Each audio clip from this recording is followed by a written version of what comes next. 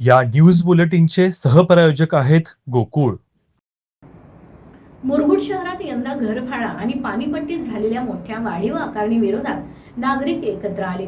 वाढीव कर परवडणारा नसल्यानं नागरिकांनी नगरपालिकेचे मुख्याधिकारी अतिश वाळुंज यांना निवेदन देत कर पूर्ववत करण्याची मागणी केली. मुरगुड शहरातील नागरिकांना यंदा घरफाळा आणि पाणीपट्टीच्या बिलामध्ये मोठ्या प्रमाणात वाढ झाल्याचं दिसून आलं आहे. अनेकांना थकीत फाळा दाखवून वाढीव कर आकारण्यात आला आहे. यामुळे अल्प उत्पन्न कुटुंबासमोर मोठं संकट निर्माण झालं आहे.